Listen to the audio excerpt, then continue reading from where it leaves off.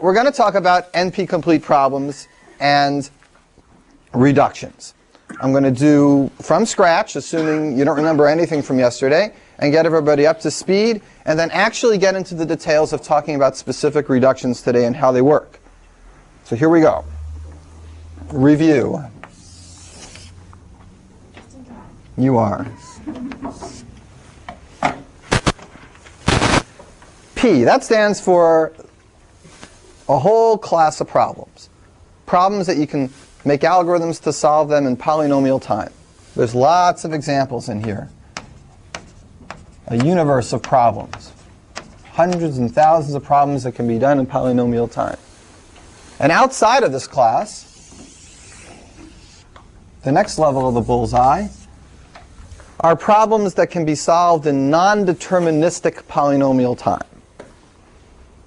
Okay, that's that magic machine that does things very, very fast in parallel when you allow it to do ORs connected together.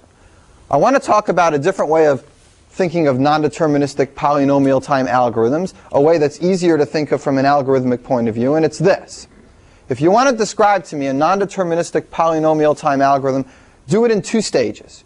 Your first stage is you get to guess a solution to the problem. You have to count how many steps it takes you to make that guess. That counts. But you get to guess it. You get that for free. And if you can check your guess and check whether it's right or wrong in polynomial time and make the guess in polynomial time, that's called a non-deterministic polynomial time algorithm.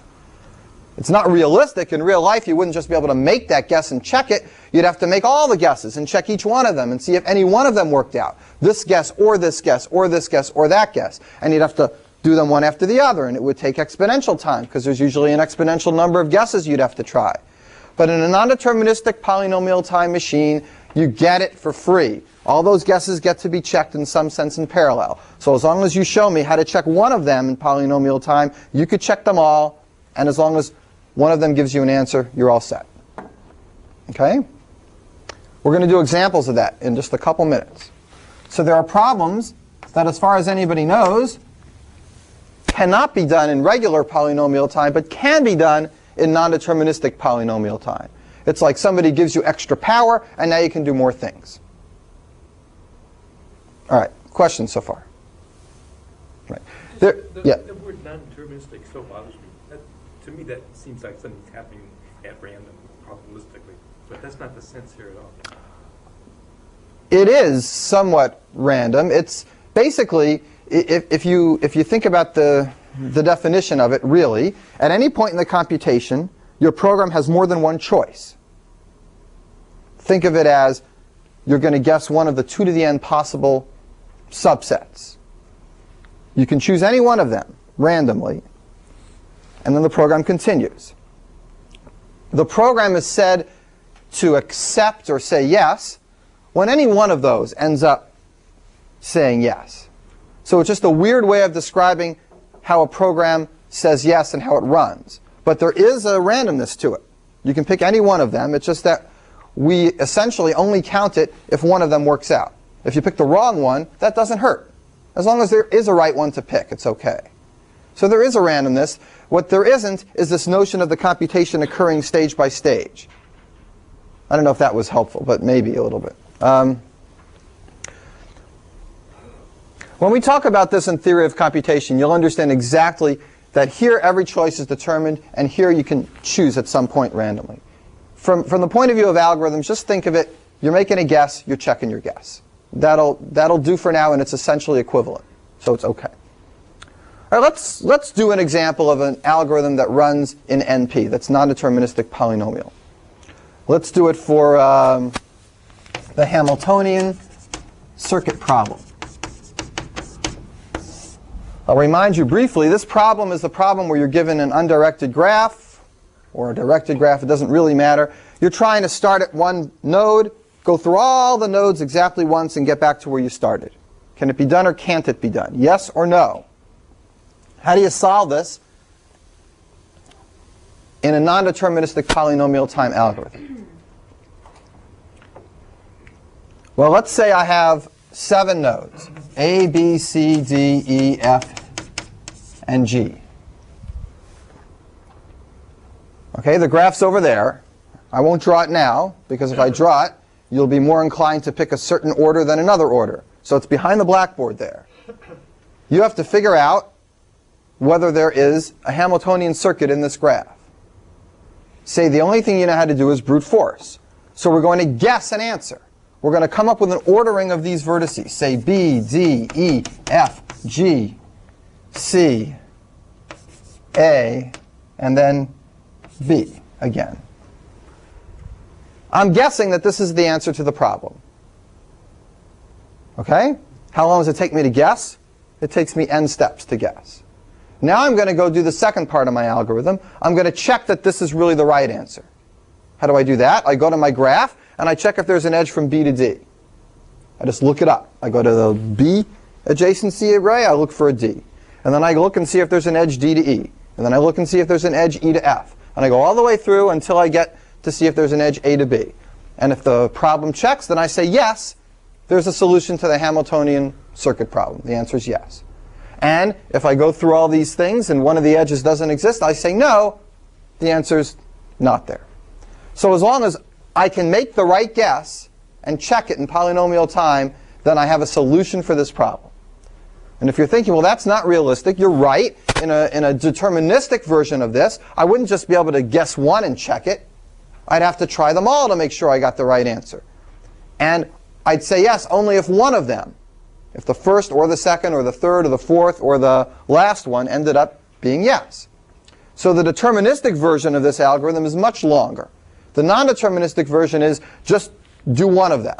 The deterministic version is try all of them. All right. A little abstract. Are there questions about that? So how long does it take to do it? It takes order n time to make the guess, and it takes order e time to check all the edges. Or order n time, depending on how you implement it. So it's linear time, non-deterministic. All the power is in the non-determinism. How long would it take me if I did it deterministically? It would take the same n time for checking, but I'd have to do that checking for each of the possible permutations of these nodes. And there's a lot. How many are there? This is one of them, but I started with 7 nodes. If I want to order them any way I like, it's going to be n factorial. So the deterministic version would be linear times n factorial. And that's hideously exponential. Okay, really, really bad. By the way, that's the best anybody knows for this problem, is to do that exponential algorithm. So we don't know anything better, because this problem really is NP complete. Okay, let's do another NP algorithm. This problem is called the clique problem.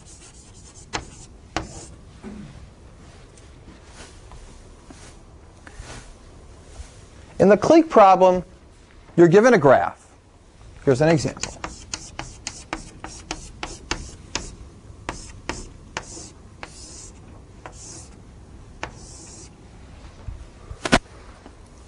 You're also given a number, because this is a maximum problem. So you're given a number, say like k, an integer.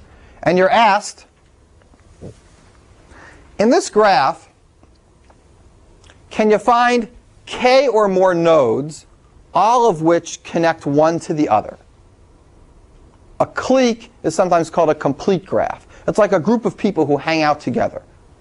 So a triangle is a clique of 3.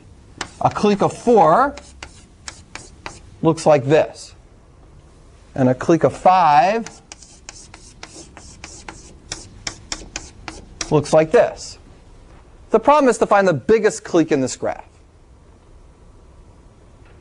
Okay? And maximum problems turned into decision problems are given a graph and a number k. Can you get a clique of k or better? K or more? What's the answer in this question, by the way? 3. For sure 3. Can you get 4? I don't know. I just made it up. Maybe you can get 4, maybe you can't. This problem is hard. It's hard to get the maximum clique. If I fixed k, it wouldn't be so hard. If I said, does it have a triangle or does it not have a triangle, you could answer that. In fact, in general, if I fix k, you can solve this problem in n to the k, because you can just look at all the subsets of k nodes. And there's only n choose k of those. Yeah? I think I get that. Is it, I mean, you have to turn, like you have to specify a k to make it a decision problem, right? Right. So if in specifying a k, you make it an easier, a significantly easier problem, which seems to be the case sometimes. If the k is fixed to a constant, like 3 or 4, then the problem is an n cubed or n to the 4th algorithm. But if I ask for the maximum clique, then k can go all the way up to n. But that's not a yes or no question. Yeah, I'm asking, does it have a clique of 3 or more? Okay. Yes or no? That's the, okay. So I get it. And in this case, I'm asking, does it have a clique of k or more, which means that k could go all the way up to n. That would be an n to the n algorithm, and that would be really slow. So you specify, so for yes or no questions, we're using this numerical boundary. Yes, thing. yes. You specify a minimum or a maximum. You specify the thing you're trying to beat, right. And that thing's a variable, so it can So there's change. still infinite possibilities. Okay. Right, right. So in this case, the maximum version is hard, but if I fixed it to a specific version, the problem's polynomial time. But let's not talk about the deterministic version. Let's talk about the non-deterministic version. How do you solve this non-deterministically in polynomial time?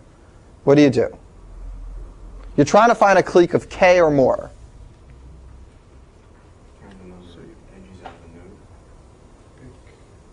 Well, yeah, so what if you do that? So there's 4. K. Well, you're given k. K is given to you. I'm saying if you Right. count the number of edges out of a node, it should equal k, otherwise you could just discard that node. If you want to find a clique of k, right? Yeah.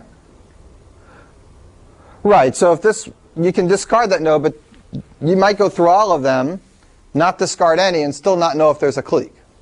You would check, You need to do something after that. check every combination of k nodes and see if they connect. Okay, so that's a follow-up. Once you check that you can't rule anything out, you have to look from all the combinations of k possible nodes. But then what? How long does that take? Nobody's using non-determinism to help. We still need to cut this down with our. No, Just it pick would k take, nodes. And see since if you've they- We'll already just got guess them the k selected, nodes. you just check to find out whether they connect. Okay, good. Then Good. So instead of checking every possible collection of k nodes, there'd be a lot. We're just going to pick k nodes. We're just going to guess k nodes.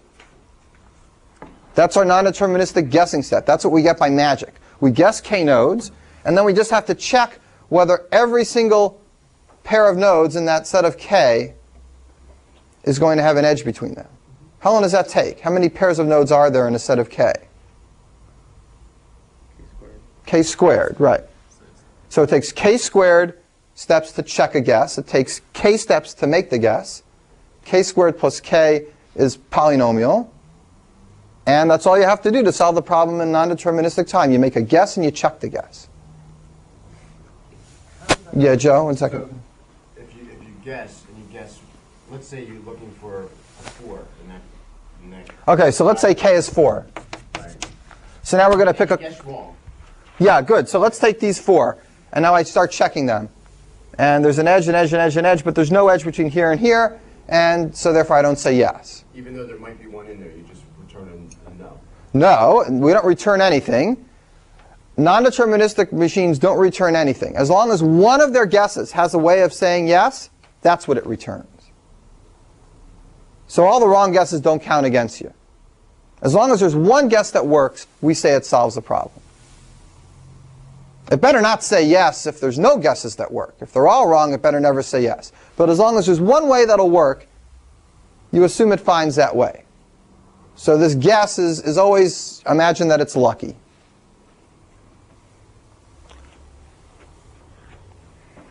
Mike, you had a question? How does this, so we were looking for 4 better. So do we then do this also simultaneously with case 5 and case No, because you just pick 4, and if you win, you're all right. I mean, if there's one with 5, then there's be one with 4. If you find one with 4, the answer is yes. Oh, because the 4 pieces would connect. Right, Okay. right. You didn't have to go for 5 or 6 or 7. You just go for 4. So when they give you the k, you just pick k and you just do that. You don't have to go to the next cases. say why? Michael was... Just because of this non-deterministic. No, because the problem's asking, is there a clique of size 4 or bigger? So if I find one with 4, I'm done. If you actually think of it as the machine, so it's guessing all these things in parallel and checking them, right? Fine. I mean, it could, if you're thinking of it that way, it could fail to find one at 4 and find one in the category. No, that's just... That would be a problem. You're right, Chris. That would be a problem. It would be a problem if it failed to find one for 4, but then might have been successful for 5, 6, or 7. But that can't happen. If it doesn't find a clique of 4, it's never going to find a clique of 5. If there's no group of 4 people, all of whom like each other, then you're not going to find a group of 5 people, all of whom like each other, because every subset of 4 here likes each other. Yeah, so we just have to pick the lowest one. Yeah, it's okay. But it's an important point to mention that you don't have to go past the highest one that we're looking for. Checking that 4 is fine. All right, let's do another one. Where are we going with this? Nowhere. What's the next step? So I can appreciate this step. It seems really odd right now. Yeah, it should seem odd. Here's how you should feel now. You should feel like, all right, I can do almost everything with a non-deterministic machine. It's so darn powerful. What's the point of inventing something that's not realistic and is so darn powerful? It's specifically to show that some things are hard to do. If I give you this machine, you can do all sorts of stuff. Stuff that you can't figure out how to do deterministically in a fast way. And I'm going to prove to you that if this problem in particular, and a lot of other problems in particular, if they could actually be figured out how to be done in polynomial time, then all these other really hard problems that you can only do with this powerful machine, they could also be done in polynomial time. And nobody expects that to happen. There's 500 problems that the smartest people in the world have all thought about. Nobody's figured out a way to get them inside this bullseye. And if you could figure out a way to get clique inside this bullseye, then you figured out the solutions to all the other problems. So we invent this very, very powerful thing to kind of point out just how hard these problems are. That the only way we seem to be able to get them is with this very powerful thing, and we probably couldn't get them if we took the power away. A complete graph. Yes. K. It also includes a k-node complete graph. Then how is it different from the specific k case where you just say, is there or is there not one for 4? And how is 4 or greater different from 4? It's not. If I always ask 4 or greater, then I can do it in n to the 4th. Or 6, and if you ask, is there one of 6 or more, then I can do n to the 6th. Right. That's true. You're saying that was an easier problem, complexity-wise. If I always ask, does a particular graph have 6 or more, then I can do it in polynomial time. I can do it in n to the 6th. But the thing is that we really want to find the biggest one. Not whether it has 6 or more or 7 or more. We want to find the very biggest one. So when I would normally call clique to find the biggest one, I wouldn't put in 4 or 6. I would put in n. But once you convert it to a decision problem, you're no longer looking for the biggest one. You're looking for, is there one of this or more? Right. Which is equivalent to, is there one of this size, right? Exactly? Right. So how would I use that decision problem to mimic my maximum problem? If I want to find the biggest one, and all I have is a decision problem, I said you can always use decision problems to do these maximums. So how would I simulate the maximum problem using the decision problem? I wouldn't ask for 2 or 3 or 4 or 6. If you give me a 100-node graph, I ask, can you find out a clique of size 100? If you tell me no, I'll ask, can you find a clique of size 99? If you tell me no, I'll say, can you find a clique of size 98? Okay. So those algorithms are not polynomial time because the exponents that I'm calling them on are proportional to n. So they're n to the n and n to the n minus 1, and I have to add them all up, and I get an exponential time. Okay. Does that make sense? So yeah, I guess. I don't want you to get too hung up, because this is really a technicality that can hang you up, this distinction between when you try to make minimum and maximums turn into decision problems. And it's not the main idea. It should bother you a little, because it is a technicality that we have to fudge a little. But, you know, I can stick to just yes-no questions and stay away from these max-min, but not like this one. 3D matching. This is the last NP algorithm we'll talk about, because they're all kind of the same, and like Neil says, it seems confusing, and I think we need to ground ourselves back and talk about more specific, concrete things. But the last example, 3D matching. By the way, there are notes about these problems at the very beginning of class, so you don't have to copy these down. I mean, you can look at the first 2 days' worth of notes. 3D matching is this problem. It's the Mars problem, right? The 3-gender problem. You have 3 genders on your planet. X, omega, and... and what?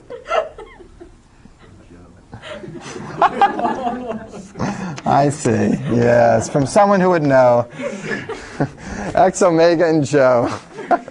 3 genders on Mars. On Mars, people get together in triples. You're either this gender, or this gender, and you can only union and have a house full of kids if you get together 3 people. So, we have a bunch of people, 100 of these, and 100 of these, and 100 of these. Okay, equal. So we conceivably could match everybody up if there weren't any objections. So everybody on this planet is polled, and somebody comes up with a long list of triples that everybody agrees are okay. You know, so let's call these x1, x2, all the way to x100. So maybe x30, omega 45, and Joe 15 is a reasonable triple. These 3 people are willing to live with one another. You got yourself into it. You picked it. Now there's 100 Joes.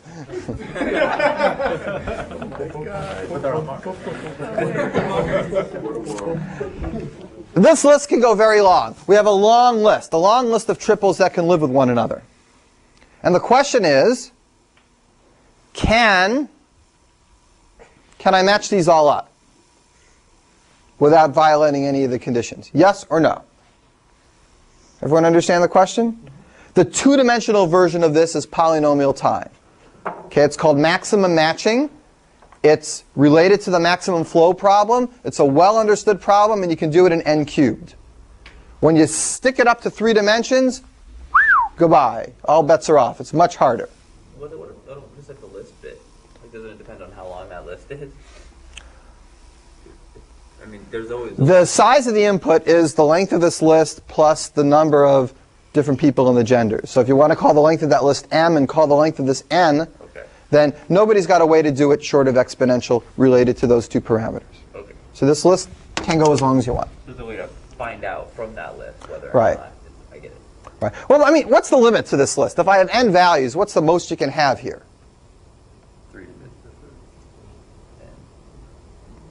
What is it? We got 3 positions. Each of them can have n things in them. So what is it? N to the 3rd or 3 to the n? Big difference. 3 to the n? N to the 3rd? Dimitri, you tell us. You know.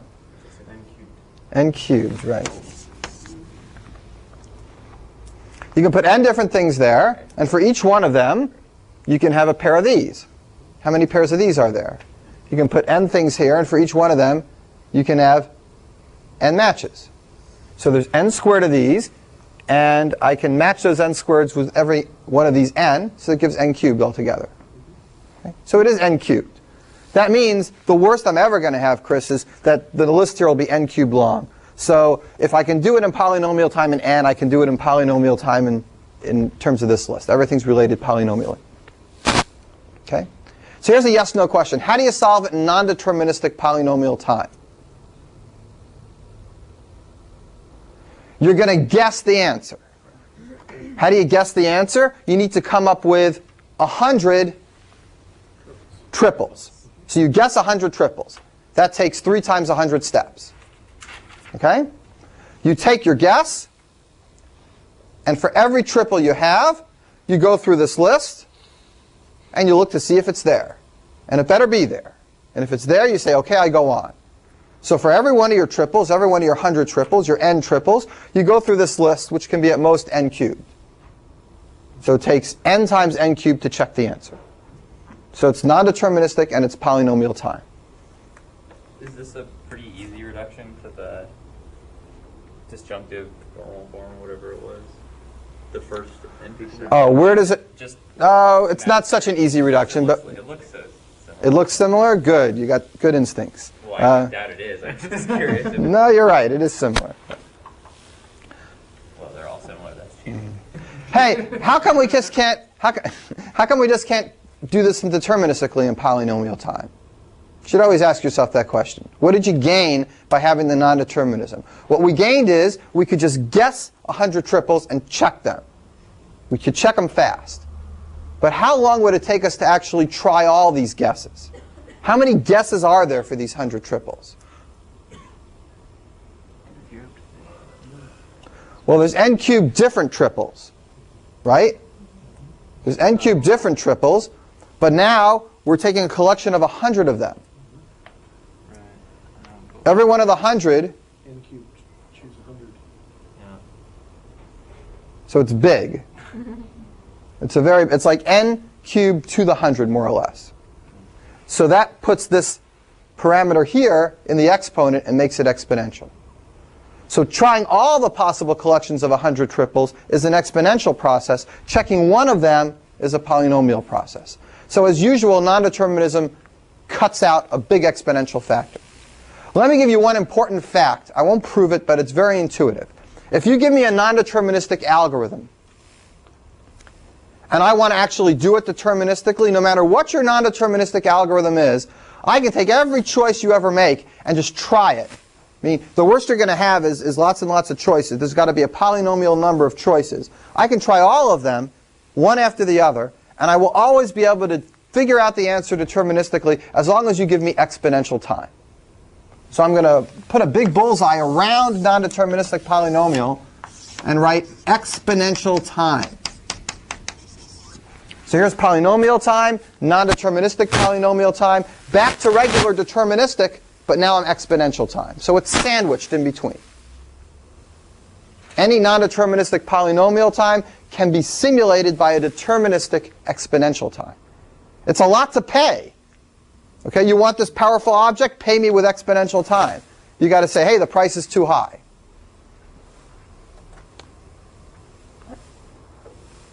Okay. Questions about this 3D matching? I think now we're ready to talk about reductions. And now it's where things will get more concrete. Okay.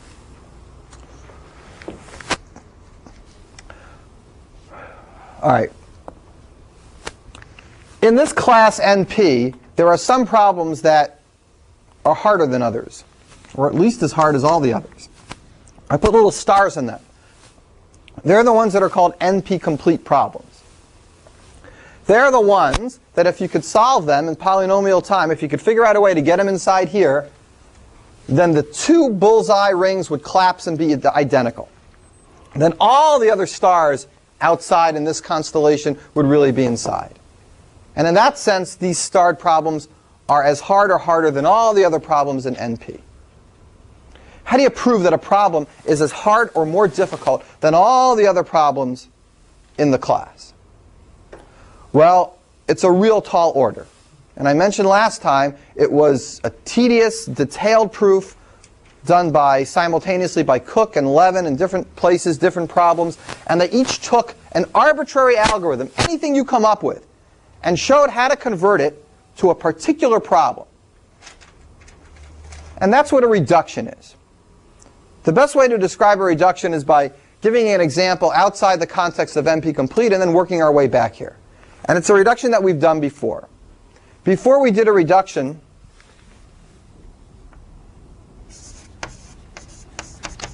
that shows that sorting reduces to the convex hull problem.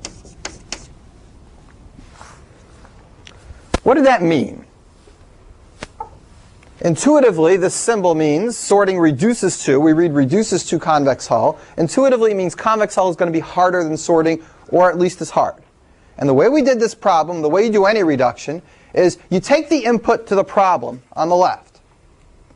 You fiddle with it, and you make an input to the problem on the right. All right? Take the input to the problem on the left, fiddle with it, make a new input to the problem on the right. Mathematically, we call that a function. We say If x is an example of the sorting problem, then do f of x and turn it into an input to the convex hull problem. You change it. And there has to be this particular property that has to hold. The new input for the convex hull problem should say yes, or be solvable, if and only if the original input to the sorting problem is solvable. That the solution of one relates to the solution to the other. In this example, it's really straightforward. Let me give you the way we do it. Somebody gives you a bunch of numbers. 8, 3, 15. You want to sort these numbers. Here's the reduction. Here's how to turn it into a convex hull problem. Here's my reduction. 864, 39, 15, 225. I give you these points. The reduction is to take the numbers, which are the input to sorting, and turn them into points, which are the input to convex hull. You're taking instances of one problem, turning them into instances of the other problem. And what has to be true is that whatever this tells you about convex hull should tell you something equivalent about sorting. If you come up with a convex hull of these points and get them in order, it will be the same order as these points, because they end up lying on a parabola. That's the intuition behind reductions. In this problem, this is not decision problems. There's no yeses and nos here. So it's going to be a little different from what we do. What we do will be easier. We're going to want this instance to have the answer yes whenever this instance has the answer yes. We want this instance to have the answer no whenever this instance has the answer no. So that way, if I want to solve this problem using this problem, I can run it through the reduction, solve this problem, and whatever this problem says, that's the answer to the original problem on the first instance. Okay, that's the important idea, so I'm going to say it again. If you have a reduction from this problem to this problem, from sorting to convex hull, then I can sort numbers by doing convex hull. I can use the problem on the right to solve the problem on the left. And the way to do it is first run through your reduction, converting the instance here to an instance in the second problem. Solve the second problem, because presumably you know how. Get an answer. Whatever your answer is will be the answer to this instance on the original problem. It's just changing your domain. How long does it take you to find a convex hull? Takes n log n. How long does it take you to do this reduction? N. So I can do sorting in n log n by using convex hull. You're thinking, well, I know how to do sorting in n log n without convex hull. And you'd be right. It's okay. This is not the best way to do sorting, perhaps. But at least it's one way. Yeah. In our algorithm, the first thing you do in convex hull is sort. Yeah, that's true. Well, and one of them we did. One of them we didn't sort. One of them we did. So this would be used to prove something about convex hull, not about sorting, right? You can use reduction to prove things on either side, depending on what you do. I'm going to show you that today. So you can do both ways. But I want to mention one thing. Let's just say that this reduction, instead of being linear, was n squared. It's not a reduction. Well, it's a reduction, but it won't help us much, right? Because convex hull solves a problem in n log n. I can still solve sorting by going through this reduction, but how long will it take me? The worst case is the reduction part. You want the reduction part to be the easy part. You don't want the reduction part to be giving you the weak link in your chain. If I do this, if I say, okay, I can solve sorting by doing a convex hull problem, you want the convex hull problem to be the complexity of your algorithm. You don't want the reduction to take all the work. So when we do reductions, we're going to try to make them as simple and as fast as possible. In this case, it's a real competition between how long it takes convex hull and how long the reduction takes. In our examples, we're going to be doing reductions between problems that are NP complete. So they're all really hard. So the only thing we're going to require about the reduction time is that they're polynomial, is that they're less than exponential. This one is actually a linear time reduction. But all the reductions we're going to use are polynomial time reductions. And we could write it like this. I'm going to leave out the word poly because every one we're going to use is going to be polynomial. But really, you should assume that there's a word polynomial here, which means the reduction didn't take me a long time. Beginners often make reductions that are exponential, which are not really useful reductions at all. Are there many useful reductions where the reduction is more complex than what we're reducing to? No, if the reduction is more complex than what we're reducing to, then the reduction is kind of useless. Yeah. Suppose if there was no sorting algorithm in existence, it would still be useful, right? Or if the Sure. high exponential sorting algorithm or something. Right, if you thought sorting was very hard, then you've basically done all the work in the reduction step, right? Okay, let me get a little more specific.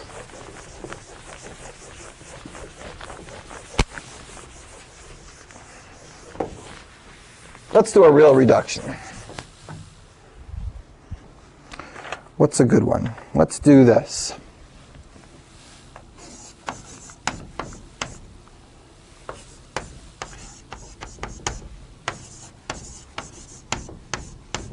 I need to tell you what these problems are, and then we need to do the reduction. SAT stands for satisfiability. That was the first problem proved NP-complete by this guy, Stephen Cook. It's the one where he took any algorithm you want in the whole world and turned it into an example of satisfiability. Satisfiability problems look like this.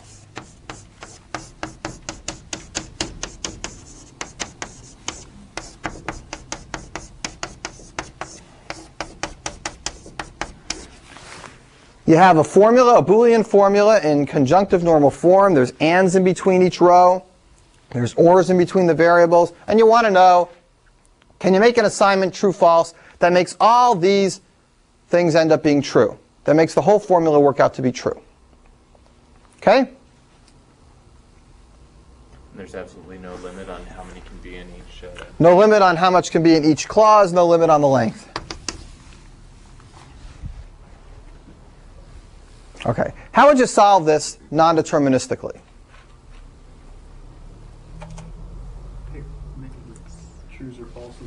Pick trues or falses for each one of the variables, and then go through the clauses one by one and check to see if they're true. How would you do it deterministically?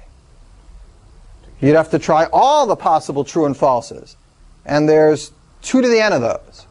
So deterministically, it takes exponential time. Non-deterministically, you can do it in polynomial time. It's a hard problem. It's NP-complete. What I want to show you is that even if I restricted these problems to examples where there were exactly 3 variables in each clause, not 1, not 2, not 5, not 8, but just 3 in each one, the problem is still very hard. The problem is still NP-complete. Okay? If you knock it down to 2 in each clause, then the problem can be done in polynomial time. So that's exactly the frontier. If I keep it 3 exactly, it's still hard. If I make it down to 2, the problem's easy. We're going to talk about both those directions. Here's the first one. The way I'm going to show you that the 3 version is hard is I'm going to show you that if I could solve the 3 version, then I could solve any version. Everybody get that? I'm going to reduce the general version to the 3 version. Yeah, Donna. By 3, do you mean 3 different variables? Or you could have any number of variables, but only 3 per clause? Any number of variables altogether, but only 3 in every clause. Okay. Yes. And what's the variable that we're figuring the complexity on again? You told us before, but is it the number of sets, or is it the number of variables? Let the number of variables be n, and the number of sets be m. Then it's any combination of these. So there's 2 parameters in the size here. So where neither of those are in the exponent. Right. Neither of those can be in the exponent. Right. All right. So we're going to do a reduction. We need to take a general example of the satisfiability problem and turn it into an instance of the 3 satisfiability problem. We need to think, how are we going to take a list of things that look like this and turn them into a list that have exactly 3 in each one, where the answer to the 3 example will be the same as the answer to my original example. Okay? This is a medium difficult reduction. It's kind of a local replacement. We're going to be able to work with the reduction in a local way. Sometimes reductions are a big, big global kind of a picture, and it's components, and it's tricky. And here, it's kind of right in the middle. We can pick it out in pieces, and you'll see this in a second. There's also reductions that are completely trivial, but this is not. This is kind of in between.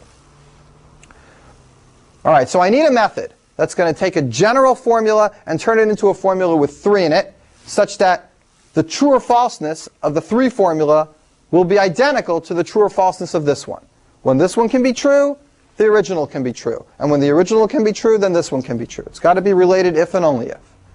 This way, if I succeed in doing this, then if you want to solve this kind of problem, you bring it to me, I run it through my reduction, I come up with a set of 3, I hand it over to somebody who knows how to solve this, they give me a yes or no answer, and I send that yes or no answer back to you. That means if this could be done fast, then your problem can be done fast, as long as my reduction doesn't take too long. So I'm going to make sure my reduction takes polynomial time, so that if this one is in polynomial time, then so is this one. And by the way, Cook showed that every single problem in NP reduces to satisfiability. That's that first amazing theorem. Every single thing, the whole class of NP reduces here. So if I could show you that this one is in polynomial time, it would imply this one is. And if this one's in polynomial time, it implies everything in NP is in polynomial time. And that's just not believable. All right. So let's get rid of that part. Let's work on this. Let's do this locally. Let's try to convert this formula into one with 3 in each one, where the true and falseness stay the same, but we don't have to worry too much about how each conversion of a clause is going to affect conversions of the other clauses. We can just work locally. So let's start with the x. And we'll do this in general, but let's work on an example first. How do I take that x and turn it into something with 3 in it that's the exact same as this? Yeah, you're supposed to have different ones, but I guess we could.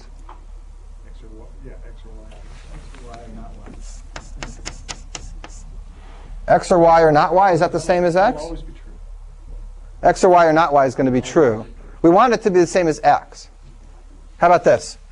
X or, well, let's not use y because we're using it here. Let's use auxiliary variables. X or a or b. X, a, b bar. X, a bar b. X, a bar b bar. Look at this collection of 4 things. If this collection is true, then how do you know that x has to be true? Because I have all the combinations of a's and b's here, so one of these 4 is going to be 2 falses, no matter what you do for a and b.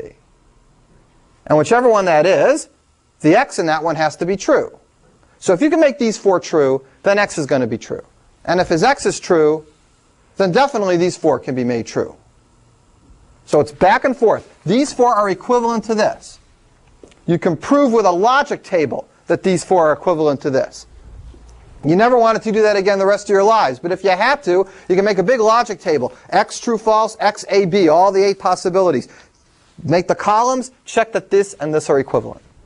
So, general speaking now, anytime you have a single variable, turn it into this, where the A's and B's appear nowhere else except here.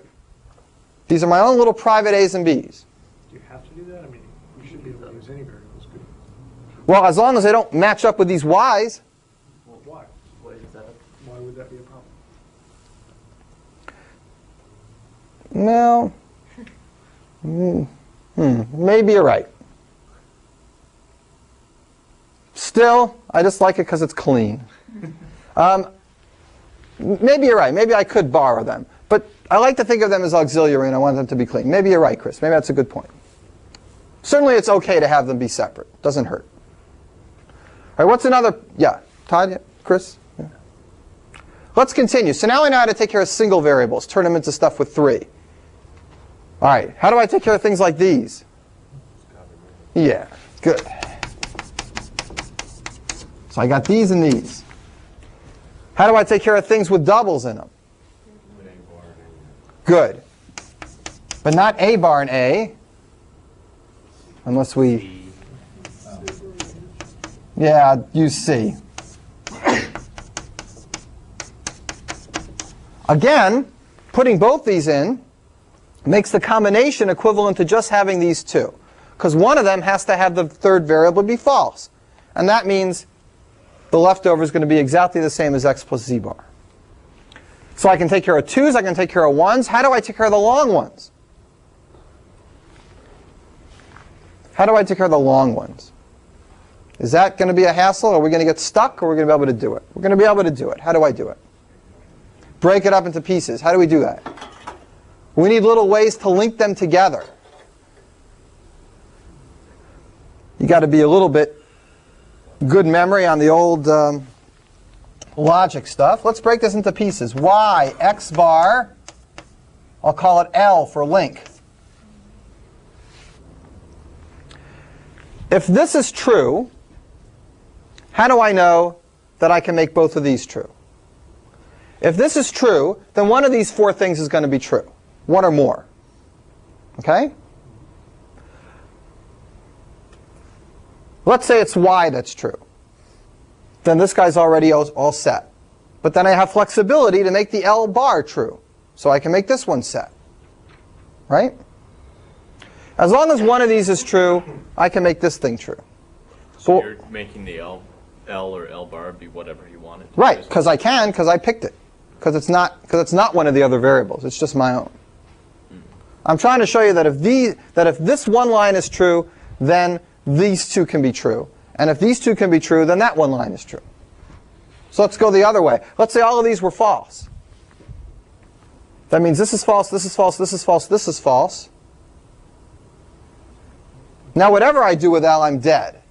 Because one of these is going to be false, which means if all of these is false, one of these two has to be false, which means my whole formula ends up not working out.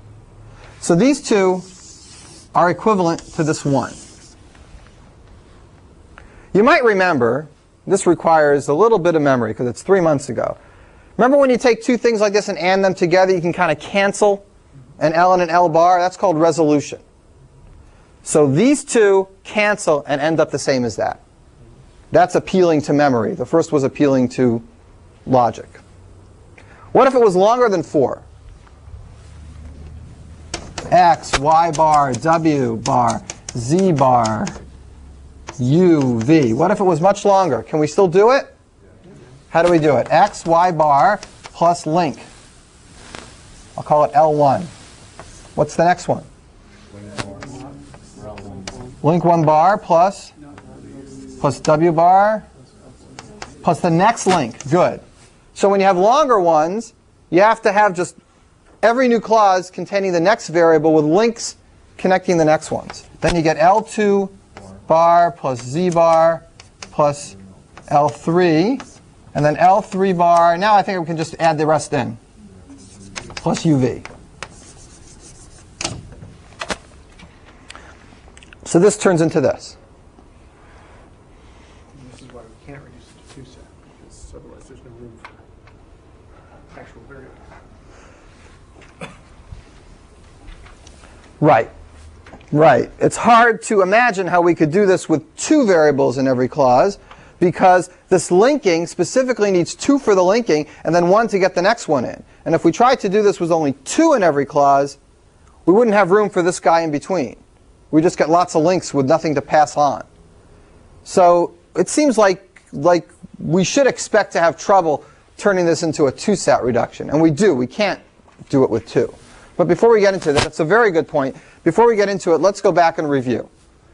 You give me a general instance. If there's a single one in, I'll show you how to convert it. If there's a double, I'll show you how to convert it. If there's long ones, I'll show you how to convert them. Since this is conjunctive normal form, every one of these is equivalent logically, and every one of these is equivalent logically to its collection. The ands of all these will be equivalent logically to the ands of all these. All these will be able to be true anded all together. Only if all of their equivalent things anded all together will be able to be true. So I make my conversion, I check whether this is true, and that tells me whether this one's true. Now, how long did it take me to do this conversion? How hard is this reduction to do? Every single variable thing takes 4 steps. Every double variable thing takes 2 steps. Every long one takes how many steps? Minus some proportion to the length of this. Okay? So what's the most steps altogether? If every one of these had all the variables in it, then the worst that could possibly happen is m clauses, n variables in each one would be n times m. That's the worst this would take me. So it's definitely a polynomial time reduction. I'm not doing anything exponential here. I do a polynomial time reduction, I get the components done, and I'm ready to go, and I can solve this general problem with this specific problem. Let me stop for questions. Jeff, okay? You get it? Who's got a question?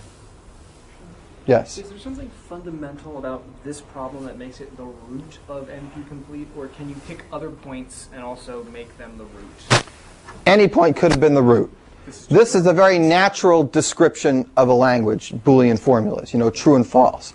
In fact, what we're going to do right now is going to leverage exactly that point. And we'll get to it in a second. But certainly, any of the NP-complete languages could have been the first one. This just happened to be the first one. To set the direction of the inequality between the two, it's just that one has more variables. The three set. If you get them equivalent now, you can reduce what you can. Yes, that's true. They're now equivalent because 3-sat is an NP, and we know that it could definitely reduce back. In fact, the reduction back is completely trivial. The reduction back is don't do anything to it. I mean, everything in 3-sat is also in sat. So that's one of these trivial reductions. There's just nothing to be done. If you can solve satisfiability, you can certainly solve 3-sat. Just give me the instance. I won't touch it. I'll just run it through. So they definitely go in both ways. Once you take an NP-complete problem and reduce it to another problem in NP, then they are essentially equal. Because everything reduces back to NP. And 3-sat is an NP. So if that's what you're asking, the answer is yes. All the NP-complete problems are equal one to another. Equally hard. And at least as hard as all the other problems in NP. All right, questions? Yeah, Ty. You've increased the number of variables and the number of clauses, but just by a polynomial? Exactly. We've increased the number of variables and the number of clauses, but just by a polynomial. And if we had increased it by an exponential factor, this would be trouble. Why would it be trouble if we increased it by an exponential factor? What would we have done? You think you can solve sat by doing 3-sat, but if the reduction does exponential work, then you can't solve it in polynomial time using 3-sat. You'd have to take your instance to sat, do exponential work to do the reduction, then solve it using 3-sat, but your whole process would take exponential time, and that's not helping me at all to solve satisfiability. So you've got to keep the reduction smaller than the things you're trying to compare. If you're working with NP-complete algorithms, the reductions have to be polynomial. If you're working with n log n algorithms, the reductions should be linear time or better. Yeah. Seems we've talked about, you know, if we are actually solving these problems deterministically, sometimes some problems are 2 to the n, some problems are n factorial, right? So those are all very different orders of growth, even though they're all exponential. So how does that relate to reducing one to the other?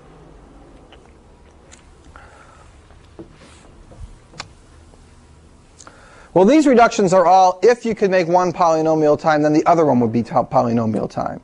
And the fact is that none of them are. Right. And some of them are worse than others. So there's really no relationship.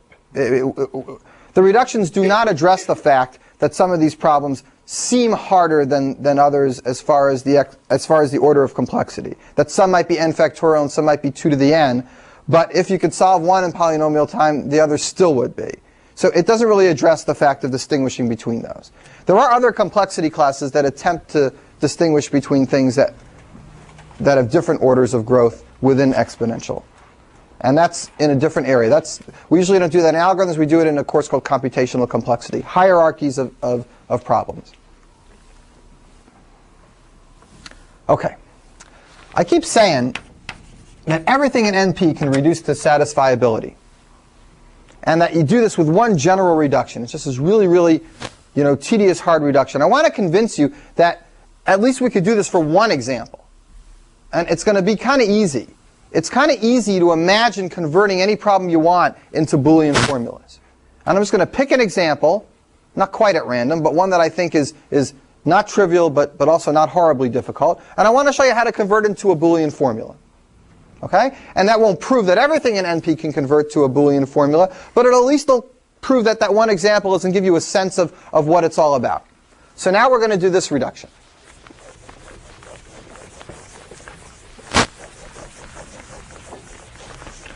We're going to do 3 colorability reduces to satisfiability. Polynomial time. 3 colorability is the problem where I give you a graph and I ask you, can it be colored with 3 colors or less? Yes or no? Can you color it with 3 colors or less? Yes or no? I'm going to show you how to take this problem and convert it to a Boolean formula. If the Boolean formula can be made true, then the answer to the 3-color problem will be yes. And if the Boolean formula can't be made true, then the answer to the 3-color problem will be no. Everyone understand what I'm going to try to do? That way, if you could solve Boolean formulas, you could solve 3-color problems.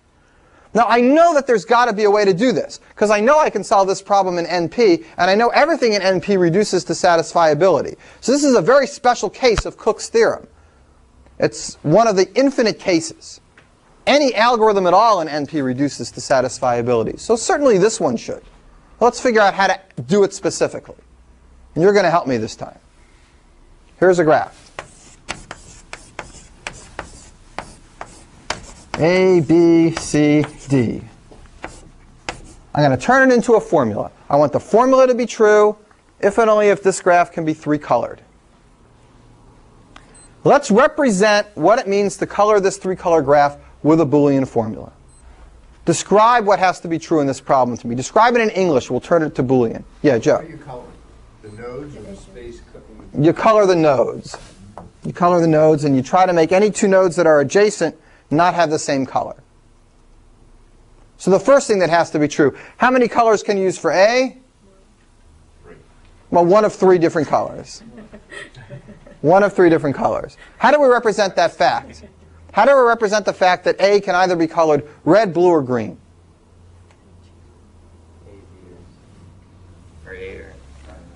I'll let AR is a variable that means if it's true, it's colored red. If it's false, it's not colored red. Okay? AB will be, sorry, let's make it red, green, and yellow. AR is colored red. AY would mean A is colored yellow. A green would mean A is colored green. How do I represent the fact that A has to be colored either red or yellow or green? Not any 2, not any 3, but 1 of those exactly. AR and not a green and not a yellow. Or good. A green and not a yellow and not AR. Or a yellow, not AR, not a green. These 3 combined guarantee that A can only be colored red, green, or yellow. And it has to be colored 1 of those. If these 3 are going to be true, then either AR or AG or AY has to be true, and no 2 can be true. Agreed? It's just we took the English and we turned it into Boolean. You do this for everyone, for B, C, and D. I'm not going to write them all up. But you'd have to do it for every single one. So, with the things you already decided taken into account, like at this point B and C could not, or do they all?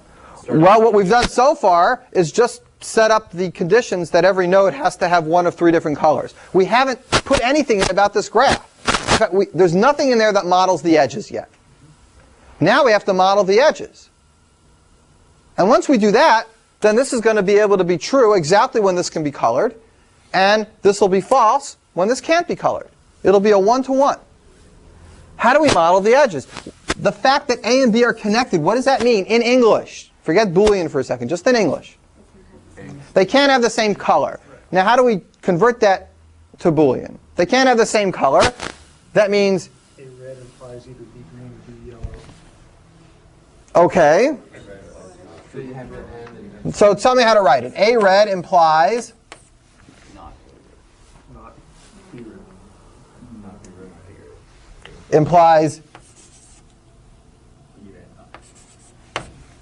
is that it? Well, let's just do the AB edge. You're right, Michael. I got to do more than this, right? Yeah. It's also And it's also A green implies not B green, and A yellow implies not B yellow. Okay. That's fine for the AB edge. Now I got to do it for the AC edge. Is this enough? Is this enough for the AB edge? This says if that is A is yellow, B can't be yellow. actually has to be the opposite. It has to be equivalence. Right. What if B is yellow? Then according to these rules, it's perfectly fine for A to be yellow. So you have to reverse them too. If BY is true, then AY is not true. BG, not AG. BR, not AR. These 6 represent this edge. We have to do those 6 for all the other edges, including the one AC that Mike just started to do, including the CD, including the BC, and including the BD. So let's count how big our formula just got. For every one of the n nodes, we have 3 clauses. For every one of the edges, we have 6. So it's polynomial. 3 times n plus 6 times e. Big formula. What's weird about this formula as far as our satisfiability problem goes? Right? It's not in this form that we assume it's in, which is conjunctive normal form. So now I am not going to do the details. I'm going to plead reference to discrete math. You can all take this big ugly thing and twist it into conjunctive normal form. And if you can't actually do it, you can at least remember that it can be done. All right? And it's important because that's just why you do discrete math. So at this point, I don't have to go through some horrible details convincing you of that. You could use your logic to turn this into formulas like this, and just your knowledge that every Boolean formula can be converted to the special form that we expect SAT to be in. So this can be turned into conjunctive normal form, and that would represent this problem precisely. Now, this reduction should have seemed easier than the other one, in some sense. I think it is. This reduction is pure. Tell yourself what this means in English and write it in Boolean variables.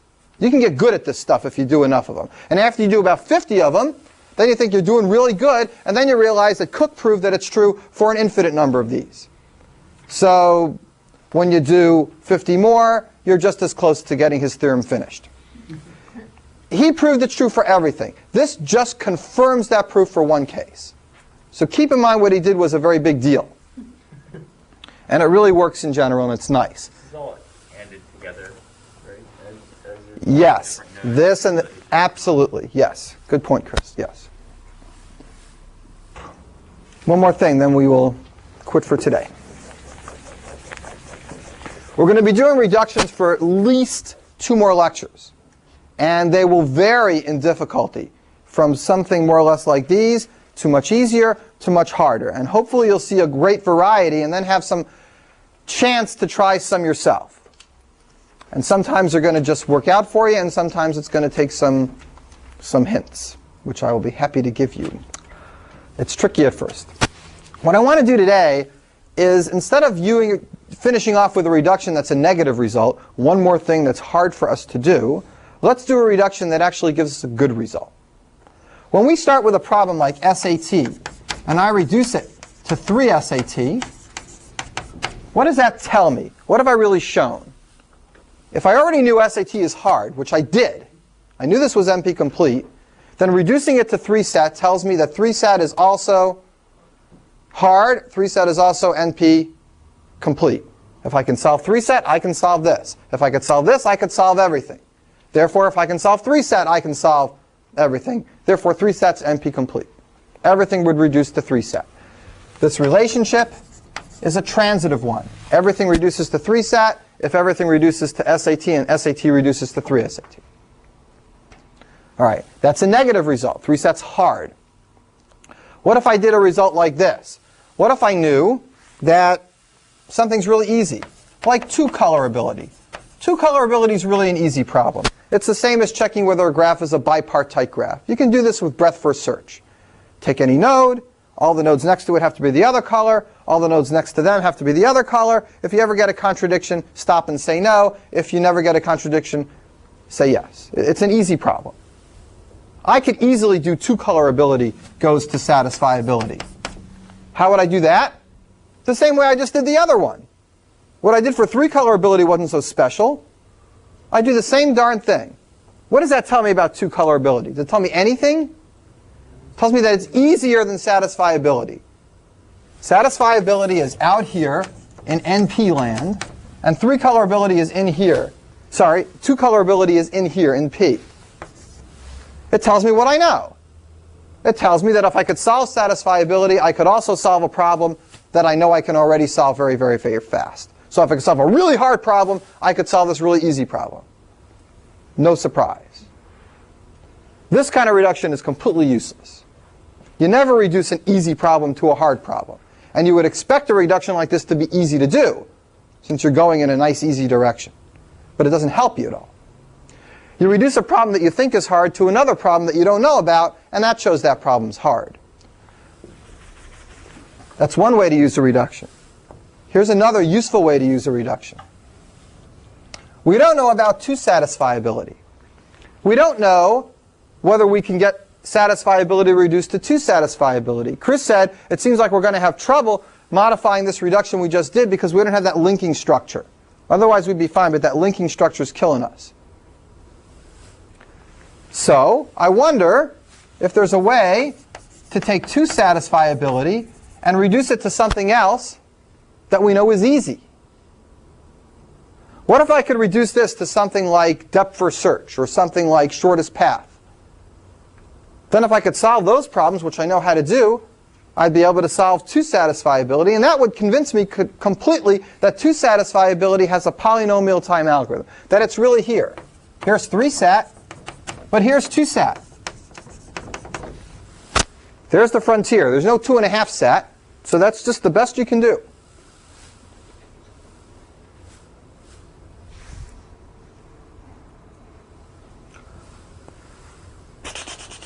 Not only does it show that you can have an algorithm, it actually gives you one. It actually gives you one. You do the reduction, and then you solve this problem. And then you can solve 2 sat. So I'm going to show you today a reduction between 2 sat and another problem. I'm going to show it to you. The problem is one you've seen before called strongly connected components.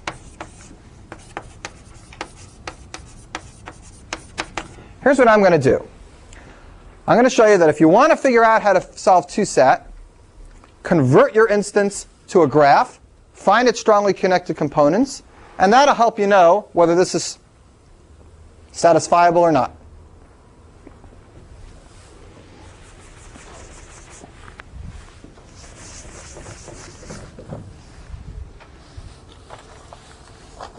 Okay. As usual, I'll describe the reduction by an example. And here it is. Here's a 2 sat example. X plus u plus y, x bar plus y bar.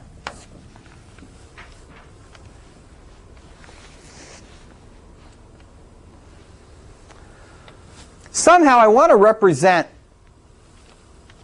what this is asking in terms of a graph. The same way I represented what a graph question like 3 colorability was asking in terms of English and then Boolean variables, I just want to change the language. Here's a question in terms of Boolean variables. Can you rephrase the question in terms of a graph? Reductions are rephrasings. People who are really good at them are just seeing the same thing through another language filter. That's all they are. They're changing the vocabulary of the problem to another domain. That's what we're doing here. Give me a Boolean formula. I'm going to show you how to convert it to a graph. And the question on the graph is going to be the same as the question on this Boolean formula. Well, how do we do it? Here's the idea. What does it mean to have this be satisfiable? It means that one or more of the variables in each clause have to be true. Why is this easier than the 3-set question? Let me give you an idea. If I picked x to be false, what do you know? U has to be true. That's the one good thing about a 2-satisfiability problem. Once you know something's false, the other one's guaranteed to give you one. And then you can propagate that. If U is true, then all the U bars have to be false. So I go through all the U bars and take their pairs and make them true. And then all their bars have to become false, and I propagate that. And when I'm all done, either I got a contradiction, or there's some slack left, and I can make those variables anything I want. More or less, that's how you do it, but it's a little vague. I'm going to show you specifically how to convert this to a graph problem. Here's what we're going to do. We're going to look at the variables here. We have x, u, and y. For every variable, we're going to make 2 nodes. One represents x, one represents x bar, y bar, and u bar.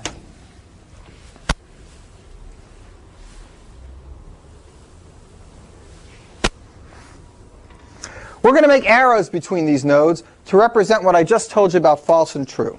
In particular, if x is going to be true, if x is going to be false, then what has to be? U has to be. Then u has to be true, and then u bar has to be false. So if x is going to be false, what else has to be false? U bar has to be false. Everybody get that? I'm going to write that in. X being false means u bar has to be false. This edge represents that if this is false, then that's false. Agreed? It comes from this clause. Let's do the opposite way. Is that what you're thinking, Doug? Maybe? Yeah. What if u is false? Then x bar has to be, then x has to be true, x bar has to be false. So I have to make an edge from u to, did I do it right? Yeah, x bar. Everybody with me so far? I'm making arrows between variables where if I make this false, it means this has to be false. We get crossbars automatically. What do you mean by crossbars? If x is true, then not x is, yeah, then not x is false. If x is true, then not x is false, but that wouldn't be an arrow. We're making arrows between things. If this is false, then this is false. Right. So what else do we get? Let's do the rest of this. Let's represent this whole information with this picture. If y is true, if y is false, then u bar must be true, so u must be false. So we make a connection from y to, and then I have to make a connection from u bar to y bar. This is very mechanical. Look at the pair, start with one node, and make an arrow to the opposite of the other node. So x bar goes to y, and y bar goes to x. Oh, jeez. Great, up till there. There we go. Okay, here's a picture that represents these dependencies in 2-set. When are you going to be able to set these values to true and false? You can make anything you want. If I make this true, that means this. If I make this false, that means this has to be false, this has to be false. That's okay. Now I can pick this to be false, false, false, false. It's okay. Let's see what happens. X is false, u bar is false, y bar is false. X is false, u bar is false, y bar is false. Right? And if you look at it, that's a perfectly fine, satisfiable assignment. There's no contradiction, there's no problem. Well, so what? How do I look at this graph and answer the question whether this can be done or whether it can't be done? It looks like I can always do it. When are we ever going to get a problem? In this case, I can do it, so you don't see any problem. So it seems like I could have just made any graph. Maybe we could always do 2-set. If an x and an x bar could be connected. Let's add this. Now we can't do this two-satisfiable assignment. Now there won't be any way to do it. But let's see what happens in our picture. We need an edge from y bar to x bar, and we need an edge from x to y. What happens now when you try to set any of these variables to false? Pick any one you want and set it to false. It doesn't matter. Let's try this one. We'll set u to false. That means x bar has got to be false. That means y's got to be false. U's got to be false. Any problem? Let's write it down. Okay, so far, let's write it down. We started with u is false, and x bar is false, and y is false. So far, so good. Let's get the rest of the variables. Or let's check the rest of the clauses.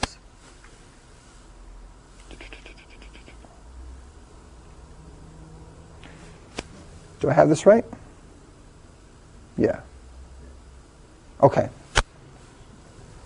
But if you started x, No, I want to, this is already bad, but I want to. started x, you're going to loop through x being false, y being false, u being false, x bar being false, and x bar cannot both be false simultaneously.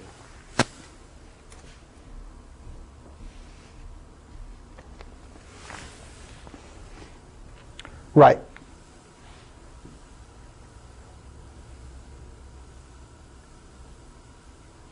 If x bar is false, then x has to be true. So let's see what happens.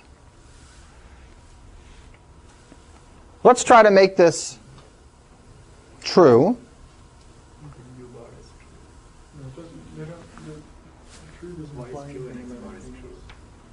Oh, that's not going to be a problem. And maybe it's possible to do this. Does this just work? That I just? Y becomes true, doesn't it? If x is true, then y X is and true. Y is false. If you start on x, you're saying that x would be false, right? If you made x false, you'd go here, here, here, and you get a contradiction. So x can't be false. Well, no, x also goes down to the y, Yeah, and then to the u. yeah. So we've said x is false, y is false, u is false. U goes to x bar, which would Yeah, say that x bar right, is but- false, and that's where we get our Right, so x can't be false. You can't make x false. Right. Because then we get a contradiction. So x has to be true.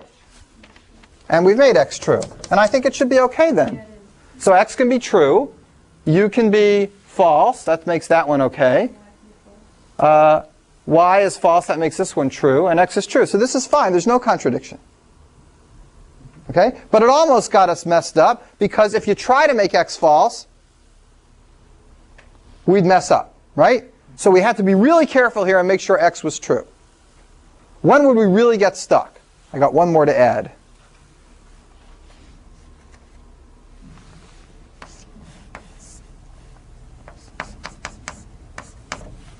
What if I add this guy in? That means y goes to x. I think this is good. X bar goes to y. X bar goes to y bar.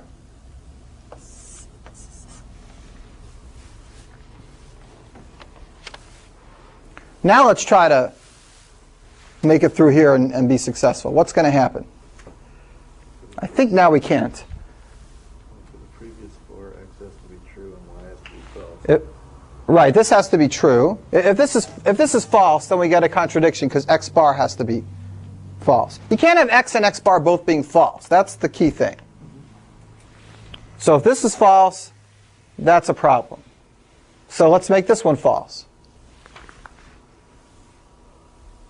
Is it all right? No, it goes to y. This is false, But so is y. and then so is that false. If we made this one false, it comes to here, and then this one has to be false.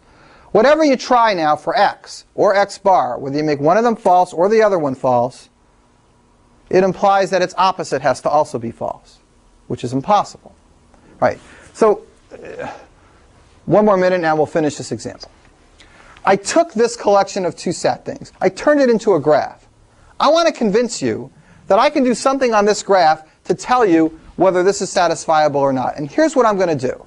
You give me the graph, and I'm going to find its strongly connected components. I'm going to find in this graph all the nodes that can connect one to another.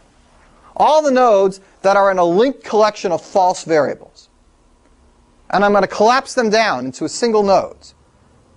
So in this case, in the original case, u, x bar, and y would have been collapsed into one. That would have been one strongly connected component. If one of those is false, they all have to be false, like an equivalence class. I'm done doing that now. How do I figure out whether the answer to this is true or false? I look in each of the collapsed nodes, in each strongly connected component, and I ask myself, do any of them contain a variable and its complement? If they do, the answer to this is no. And if they don't, if all the complements and variables are in different strongly connected components, then the answer to this is yes, I can do it. So I took the logic and I turned it into a graph problem that relates to linking things together. It's really the same kind of a thing, but this makes it a little more visual. This is a hard reduction. It's tricky, it's complicated, but it shows that 2SAT can be done as long as you can do this. How long does it take to find strongly connected components? You can do that with depth first search, and it takes order E. All you got to do after that is look through each one for the variables, so it takes another n. So this whole 2SAT problem can be done in basically n squared time, in linear time. N squared for the variables, linear for these edges. All right, let me leave that there. We got a lot more reductions to do. You'll get a lot more experience. Look this over, think about this reduction. It's kind of a cool reduction, and we'll continue doing regular complete reductions next time.